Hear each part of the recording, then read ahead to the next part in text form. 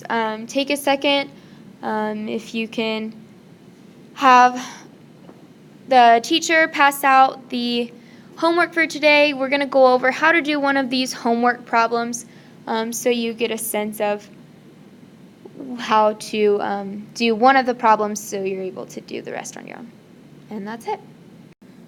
Okay, so as far as these problems go, I totally understand that you guys don't know how to graph them yet because I haven't taught you. That is the next lesson on how to graph these. So you will be needing a graphing calculator to do this assignment. So the first thing you're going to do is you're going to get out your graphing calculator. This is the second example down right here, so it's not the first one, but you're going to hit this y equals button right here. In case you've never done this before, hit the y equals button and type in your equation. Just below on the left-hand side where it says x squared, that's how you'll get that squared. Everything else should be pretty self-explanatory. So you're going to type that in, then you're going to hit the graph button, and you'll get this picture. This is what you'll be using. For the graph part, feel free to just copy this picture as best you can. So for domain and range, I'm going to think, okay, how far left and right does this thing go? Always, of course, assuming that this has arrows on the end, so my domain's going to go all the way to the left at negative infinity, and then go all the way to the right. I don't know if I'm going to be able to fit in these boxes, but I'll do my best. As far as the range goes, do your very best to look at the picture and see where it's going to go to. If I make this a little bit bigger, to me it looks like it's ending right here. And that's like pretty exact right there at 4. And then it's going all the way to the top. So this range is going to be exactly at 4. You can see right where that's going to end. Sorry, negative 4. And it's going all the way to positive infinity because the graph points all the way up. If I'm looking at, okay, where is the graph increasing? I'm going to make this, wow, that turned really weird. There we go. Okay. If I'm looking at where this graph is increasing, remember I've got to look along the x values. So I see this is the increasing side. It starts right here and then it goes all the way to the right. So my increasing is going to be going from negative 1 to infinity. My decreasing is happening at the same spot, but remember I've got to put the lowest value first. So my decreasing, which is happening over here until negative 1, all the way to the left from negative 1 or negative infinity to negative 1. For my left end behavior, I start with my basic limit notation. The limit as x approaches, since I'm looking on the left end, I'm going to say negative infinity of f of x equals. So then I've got to look at the left side of my graph. Over here, if I split it in half, well, what's happening? It's pointing straight up.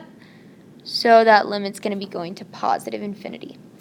Now, if you flip to the back side, you'll notice you've got the same exact equations, but just more attributes. So we'll continue with this,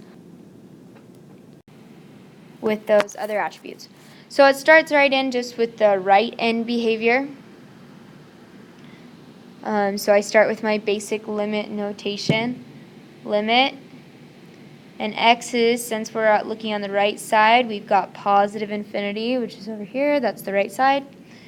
Of f of x, which just means our function or our graph. And if I look to the right half of this graph, it's also pointing up. So this is going to be to positive infinity. Next, we've got our symmetries and one-to-one. As far as symmetry, it does fold evenly over itself, but it does not fold evenly over the over the origin or the y-axis. It doesn't go evenly here or there. So this would be neither on symmetry. For one-to-one, I can draw a horizontal line, and I've hit 2 points. So it failed the horizontal line test, which means it failed one-to-one. Then we've got, those words are not shrinking with the rest of it. Okay, I'll keep it there. X-intercepts and Y-intercepts. Here you're definitely going to have to do your best to estimate, and I'm fine with that, on where those are on the graph. So if we make the rest of those words are going to get bigger. But let's just go look at the intercepts. If we look at our intercepts here, you can have more than one x-intercept. You can have more than one y-intercept. So first, let's look at our x. I've got one right here. I've got one right here. X-intercepts are coordinates. So I've got two of them, and they are happening at what looks to be -2.5, 0. And the and the other x-intercept, now I've drawn over my graph, so it's a little bit harder even, but I'm just going to go with 0.5, 0. And that is just fine for your x and y intercepts for now. In the future, we'll learn how to calculate them more accurately, but I just wanted to show you this to see if you understand what an x and y intercept are. For our y-intercept, we only have one. It's happening, I'm going to say right about here. That's a nice even value at 0, -2. And that's your first example for your homework. Whatever time you guys have left, feel free to work on the rest of it. Work in partners, but please stay in your assigned seats, and nobody leaves until everybody's sitting. So I will see you guys Tuesday. I can't wait to answer your questions and be back in the classroom. But good luck on the rest of your homework.